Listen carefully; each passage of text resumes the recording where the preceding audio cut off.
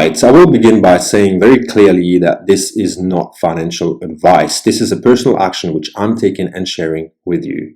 The information that I will be sharing with you here is publicly available. The onus is still on you to do your own research and decide on your own action.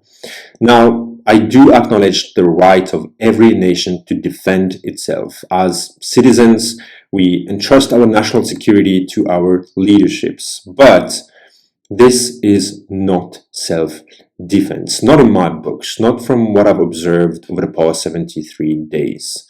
The killing of children, of women, of civilians is not self-defense. The destruction of vital infrastructure, schools, hospitals, libraries is not self-defense. Shooting videos on TikTok mocking prisoners is dehumanizing.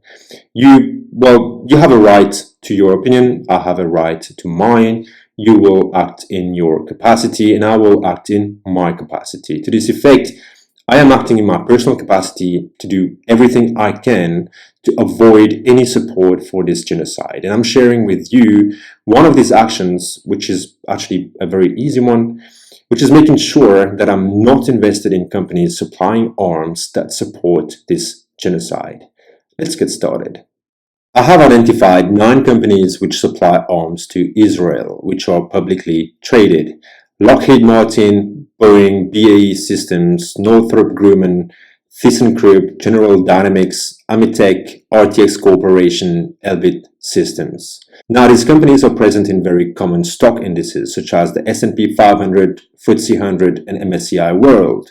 As such, these names are present in popular mutual funds and exchange-traded funds, ETFs. There's a very easy way to look up the top shareholders and top mutual funds for each of these stocks. And I've covered this in my previous post if you care to check it. You can simply go on finance.yahoo.com and say you want to look up Lockheed Martin. There we go. And you can simply go on holders and you will find the top institutional holders of Lockheed Martin, and you will also find the top mutual fund holders right here, as easy as that. Now, how does that expose me? Well, I have a pension fund to which I have been contributing for the past 8 years. So I contacted the representative of my pension fund manager and requested information on my allocation. She was very, very receptive to my request and understood exactly my concerns. Hats off to her for that. So when I consulted the fact sheet, I saw that this was one of the funds to which I was exposed. So I went ahead and did a quick Google search and I found this very quickly. So it's an ETF by BlackRock, and on the website I went to check the holdings on this fund and quickly researching. Actually, I'm just going to jump through, and if I search for RTX, well, there we go. So RTX is contained in that ETF. So I had exposure to a war stock. Now, I am not name shaming here. I have observed in most cases recently that people have not been paying attention to where their funds are invested. Now, how does that expose you?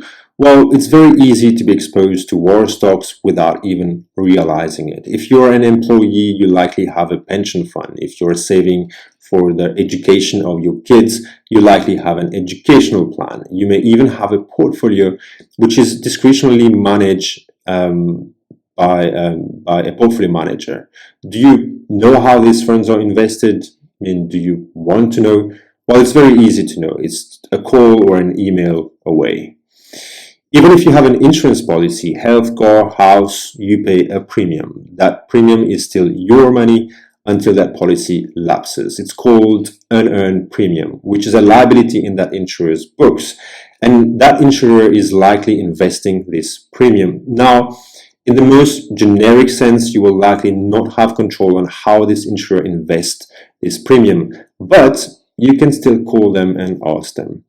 I don't know about you, but I am not comfortable with making money off a genocide. This information that I just shared with you is for you to take or to leave. Each one of us, well, carries his own cross. Your decision is yours to make. Peace be upon you. Salam.